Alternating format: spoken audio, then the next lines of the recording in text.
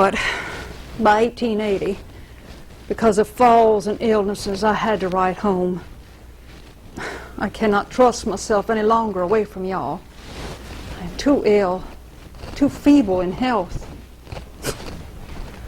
I was only 62 years old. So I came home to Springfield, Illinois, to my sister's home, where my life's adventures had begun with Mr. Lincoln. And a year later, I did reconcile with Robert. I spent my days alone in my room, fondly going through the 64 trunks I had brought with me.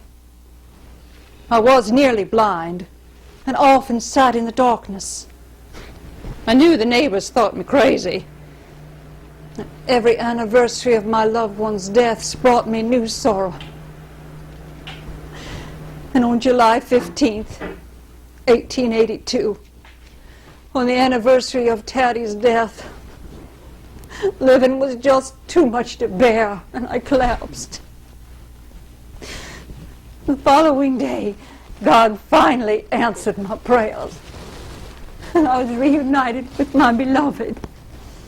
Mary was laid out in the parlor of the Edwards home, in almost the exact spot where we had been wed.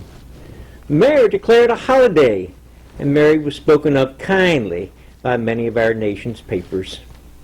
But I particularly liked one part of the sermon that minister preached, because he told a story that I, would have been proud to tell myself. There were two stately pine trees growing together on a high hill, so close together that their branches and their roots were all intertwined. One tree was struck down by lightning. The other was seemingly unhurt at first, but the blow that had destroyed its mate had been fatal to it also. Its life after that was merely a living death. So it was, he said, with the life of our illustrious Lincoln and his mate. Love is eternal.